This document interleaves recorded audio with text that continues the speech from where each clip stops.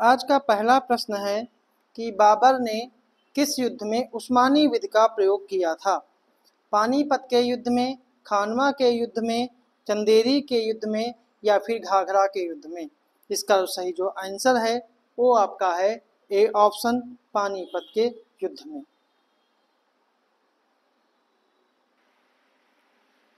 सही आंसर का जो है वो है आपका पानीपत का प्रथम युद्ध, क्योंकि पानीपत का प्रथम युद्ध जो है वो आपका 21 अप्रैल 1526 को हुआ था। और यह युद्ध बाबर और इब्राहिम लोदी के बीच हुआ। और इस युद्ध में बाबर की विजय का जो मुख्य कारण था वह घूमकर पीछे की ओर हमला करने की तुगलमा युद्ध पद्धति। तुगलमा युद्ध पद्धति जो है बाबर ने उज्बेकों से सीखी और तोपों को सजाने की उस्मानी विधि जो थी वो रूमी विधि थी। उस्मानी विधि में दो गाड़ियों के बीच व्यवस्थित जगह छोड़कर उसमें तोपों को रखकर चलाने की विधि थी। अगला प्रश्न है, निम्नलिखित कथनों पर विचार कीजिए कि इसने दिल्ली के निकट यमुना नदी के किनारे एक नए शहर का निर्माण करवाया। इसके साम्राज्य काल में मलिक मोहम्मद जायसी द्वारा प्रसिद्ध हिंदीकृत पद्मावत लिखा गया और इसने शुद्ध चांदी का रुपया और तांबे का दान चलाया। तो यह कथन किसके बारे में है? बाबर, शेरशाह सूरी, अकबर या फिर फिरोजशाह तुगलक? जो इसका सही आंसर है वो आपका है बी ऑप्शन, शेरशाह सूरी, क्योंकि तीनों कथन जो हैं शेरशाह सूरी के से संबंधित हैं। इस युद्ध में शेरशाह सूरी संबंधित है और शेरशाह सूरी ने 1539 में चौसा का युद्ध और 1540 में बिलग्राम या कन्नौज का युद्ध लड़ा। इस युद्ध में हुमायूं को परास्त करके दिल्ली का सिंहासन प्राप्त किया और इसने दिल्ली के निकट यमुना नदी के किनारे एक नए शहर का निर्माण करवाया और इसने शुद्ध चांदी का रुपया और तांबे का दान चलाया। इसी के शासनकाल में मलिक मोहम्मद जायसी ने प्रसिद्ध हिंदीकृत पद्मावत लिखा। अगला प्रश्न है, धर्मत का युद्ध किसके मध्य हुआ? औरंगजेब दारा के बीच, शाही सेना शाह शुजा के बीच, औरंगजेब और शाही सेना के बीच, दारा और शाह शुजा के बीच?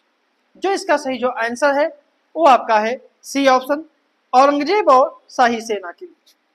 साम्राज्य पर अपनी दावेदारी के लिए औरंगजेब को 5 युद्ध लड़ने पड़े, उन्हीं में से एक था धर्मत का युद्ध। यह युद्ध औरंगजेब और शाही सेना के मध्य लड़ा गया।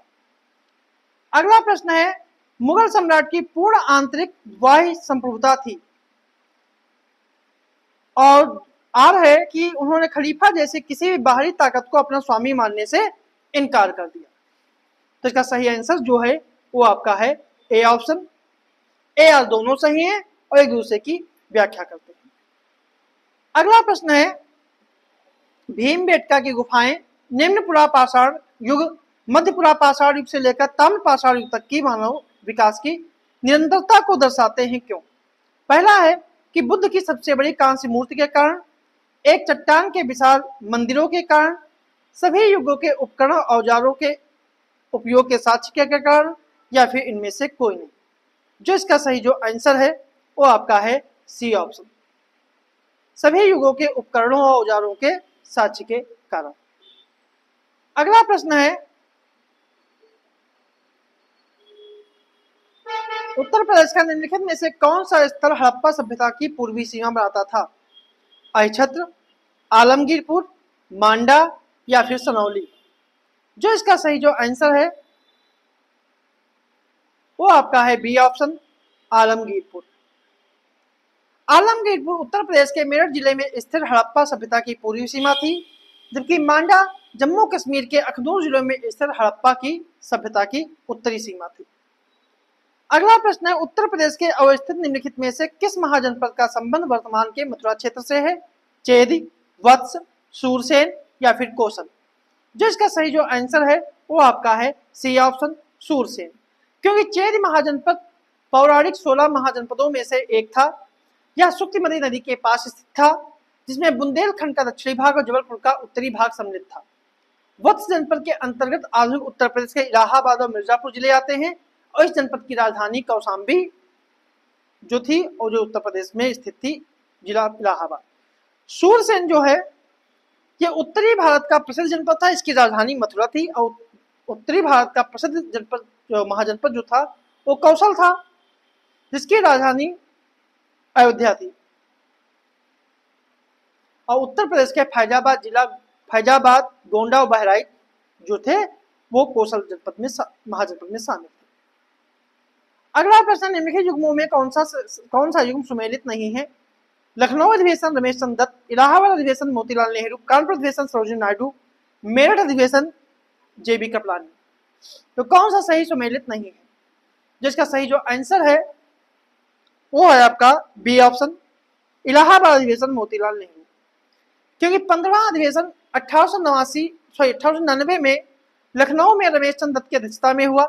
32वां अधिवेशन 1916 में लखनऊ में अंबिका चरण मजूमदार की अध्यक्षता में हुआ। 50वां अधिवेशन 1936 में लखनऊ में जवाहरलाल नेहरू की अध्यक्षता में हुआ। चौथा अधिवेशन 1888 में इलाहाबाद में जॉर्ज यूले की अध्यक्षता में हुआ, ना कि मोतीलाल नेहरू की अध्यक्षता में। 8वां अधिवेशन जो था 1892 में, इसकी अध्यक्षता इलाहाबाद में जो हुआ, इसकी अध्यक्षता जो है रमेश चंद्र बनर्जी ने की थी। 26वां अधिवेशन 1910 में इलाहाबाद में विलियम बेडरमन की अध्यक्षता में हुआ और एकमात्र 41वां अधिवेशन जो 1925 में हुआ था कानपुर में, इसकी अध्यक्षता जो है सरोजिनी नायडू ने की थी। जबकि 55वां अधिवेशन 1946 में जो एकमात्र हुआ था वो मेरठ में हुआ था और आचार्य जेबी कृपलानी इसके अध्यक्ष थे, इसलिए बी ऑप्शन का जो है वो सही नहीं है। अगला प्रश्न है, निम्नलिखित में से कौन सा एक स्थान एका आंदोलन में शामिल नहीं था? बाराबंकी, हरदोई, बरेली या फिर बहराइच। जिसका सही जो आंसर है वो आपका है सी ऑप्शन, बरेली। उत्तर प्रदेश के बाराबंकी, हरदोई, बहराइच और सीतापुर जिले में 1921 के अंत में बेगारी लगान में वृद्ध राजस्व वसूली के कार्य में जमींदारों के द्वारा अपनाई गई नीति का विरोध एका आंदोलन के रूप में चलाई गई थी। अगला प्रश्न है, 1801 में अवध के निम्नलिखित में से किस नवाब ने वेलेजली के साथ सहायक संधि स्वीकार की थी? गाजीउद्दीन हैदर अली खां, असफाउद्दौला, शुजाउद्दौला या फिर सादत अली खां। जो इसका सही जो आंसर है वो आपका है डी ऑप्शन, सादत अली खां। सादत अली खां का कार्यकाल जो है 1798 से लेकर 1819 तक रहा। 1801 में सादत अली खां ने बेलेजली से सहायक संधि स्वीकार की और इलाहाबाद का क्षेत्र भी अंग्रेजों को दे दिया।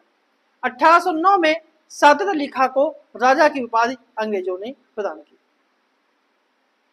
अगला प्रश्न है, उत्तर प्रदेश में हुए किस अधिवेशन में कांग्रेस और मुस्लिम लीग का पुनर्मिलन हुआ?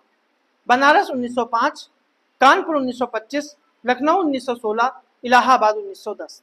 जो इसका सही जो आंसर है वो आपका है सी ऑप्शन, लखनऊ 1916।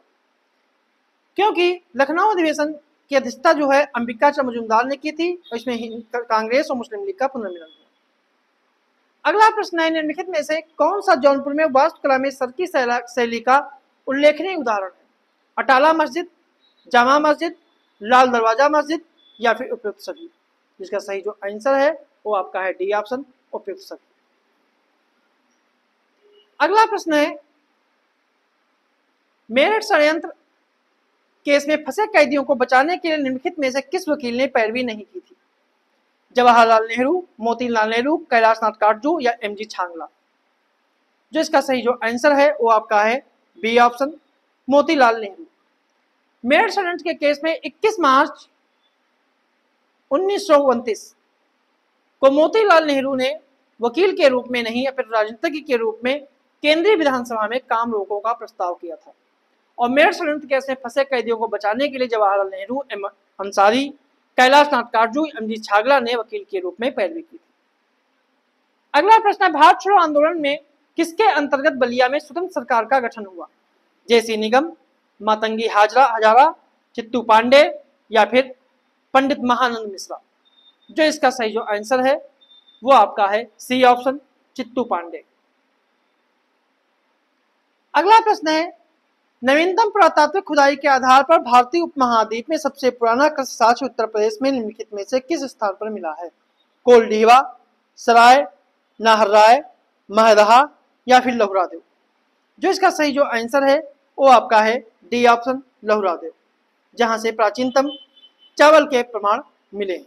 और यह जो स्थान है उत्तर प्रदेश के संत कबीर नगर शहर में स्थित है लहुरादेव। अगला प्रश्न है,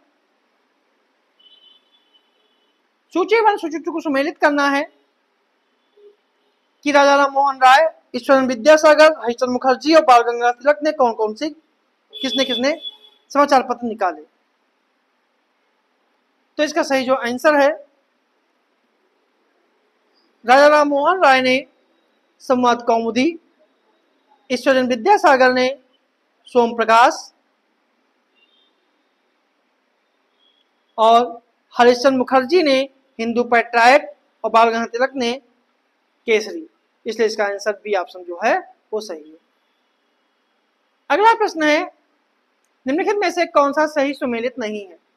doctor Lytton, vernacular press act, Ripon, Albert bill, Dalhousie, Rowlatt act, lord Cornwallis, इतमरारी बंदोबस्त। जो इसका सही जो आंसर है वो आपका है C option, Rowlatt act Dalhousie. क्योंकि vernacular press act viceroy lord Lytton ने 1878 में पारित किया। इस एक्ट ने सभी भारतीय भाषाओं में प्रकाशित होने वाले सभी समाचार पत्रों पर नियंत्रण लगा दिया, किंतु यह अंग्रेजी में प्रकाशित होने वाले समाचार पत्रों पर लागू नहीं किया गया। एल्बर्ट बिल लॉर्ड रिपन ने शुरू किया। एल्बर्ट बिल 1883 में प्रस्तावित एक विधेयक था जिसमें वरिष्ठ भारतीय न्यायाधीशों को यूरोपीय अपराधियों की सुनवाई करने की अनुमति देने की मांग की गई थी। इस बिल को तत्कालीन वायसराय लॉर्ड रिपन ने पेश किया था। लॉर्ड चेम्सफोर्ड 1916 से लेकर 1921 तक इनका कार्यकाल था और इन्हीं कार्यकाल के दौरान 1919 में रॉलेट एक्ट पारित हुआ था। इस स्थायी बंदोबस्त अथवा इस्तमरारी बंदोबस्त ईस्ट इंडिया कंपनी और बंगाल के जमींदारों के बीच कर वसूलने से संबंधित एक स्थायी व्यवस्था थी, जिसे बंगाल में लॉर्ड कॉर्नवालिस द्वारा 22 मार्च 1793 को लागू किया गया। अगला प्रश्न है, निम्नलिखित घटनाओं पर विचार कीजिए कि हंटर कमीशन, इलाहाबाद विश्वविद्यालय की स्थापना, डुरंड रेखा और सांप्रदायिक निर्णय। तो इनका सही कालक्रम के अनुसार इनको गठित करना है। तो हंटर कमीशन जो है इसका गठन 1882 को हुआ। इलाहाबाद विश्वविद्यालय की स्थापना 23 सितंबर 1987 को हुआ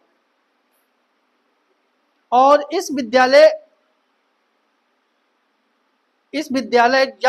जो था विश्वविद्यालय भारत के चौथे सबसे पुराने विश्वविद्यालयों में से एक है और इसकी देखरेख जो है lieutenant governor sir William mayor की देखरेख में हुआ था।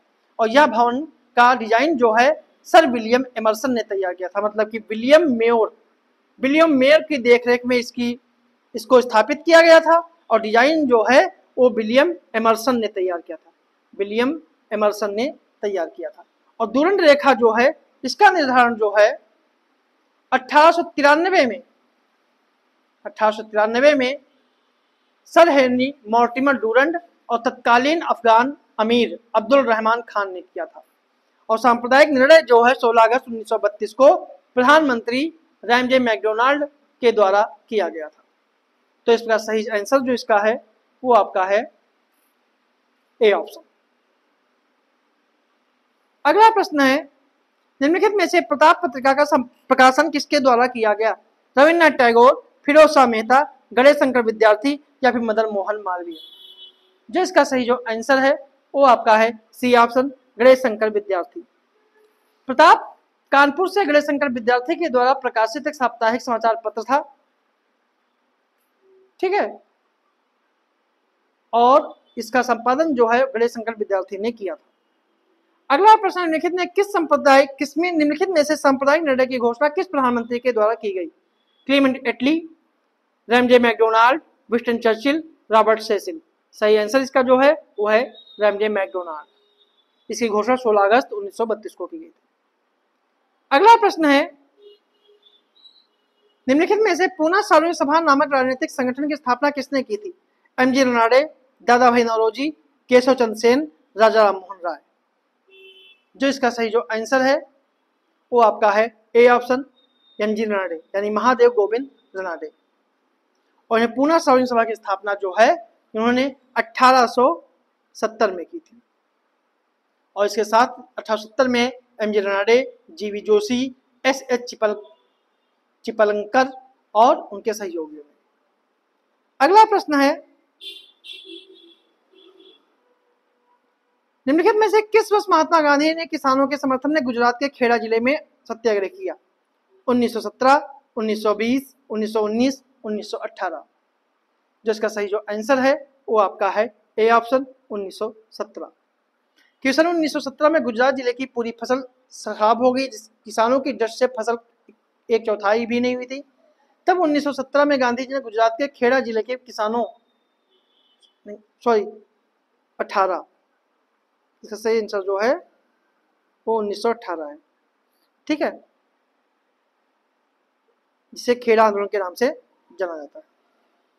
अगला प्रश्न है, 1935 के भारत सरकार अधिनियम की प्रस्तावित संघीय राज व्यवस्था के तहत द्विसदनीय विधायिका को उच्च सदन के लिए सांप्रदायिक आधार पर कितने सदस्यों का चुनाव किया जाना था? 156, 150, 104, 125। जिसका सही जो आंसर है वो आपका है बी ऑप्शन 150। आज का अगला प्रश्न है, निम्नलिखित में से हाउस ऑफ कॉमन्स में निर्वाचित होने वाले पहले भारतीय कौन थे?